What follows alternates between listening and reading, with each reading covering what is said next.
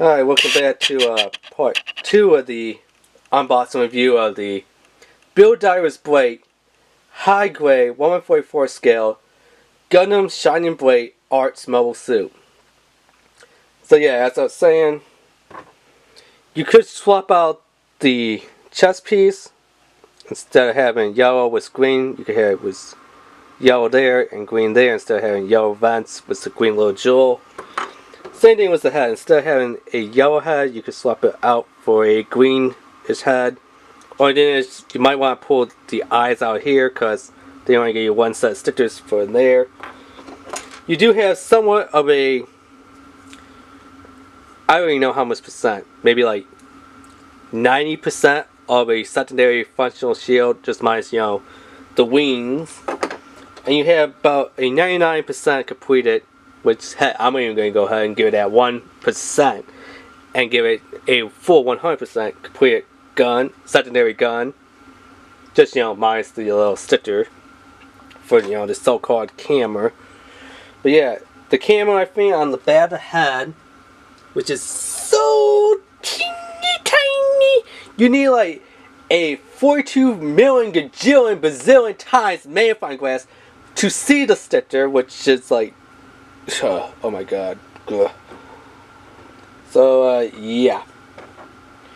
Now you do get like extra parts like legs and stuff. Let's see if I have this the right way. So, you do get stuff like that. I mean, stickers. Here's the stickers for the sticker sheet. Let's see if I can get the camera to focus here.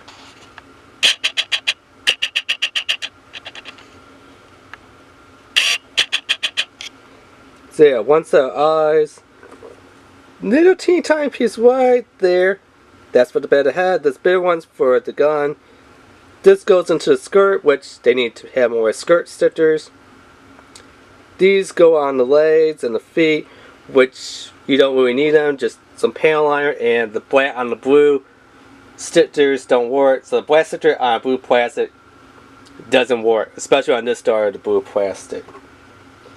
So yeah, you get like an extra semi backpack, just minus the little parts that holds the beam sabers and the thruster. There's things like that that's, kind of extra. I mean, the shield is kind of usable, but I would have him have 2 guns versus a shield. Although, I think you can only have 1 gun and 1 shield equipped at a time. The action base that I am using, I believe it's action base 5, I want to say. Or action base 4. 5 and 4 are about the same, just, one comes with 2 extra bases and some different millimeter pads. That's about, the only difference and stuff.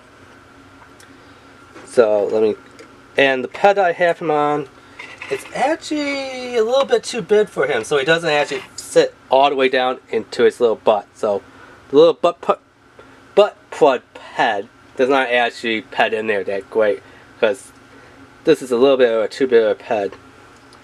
So here is the actual beam sabers that you can see hanging off his back. One handle is long and one handle is short to match, the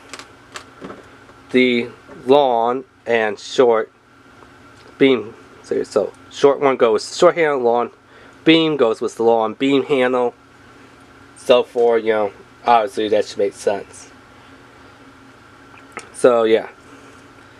So the head does rotate almost all the way around. Well, it kind of does, but you gotta kind of move it back and forth. It has the up, the down, side to side functionality of it.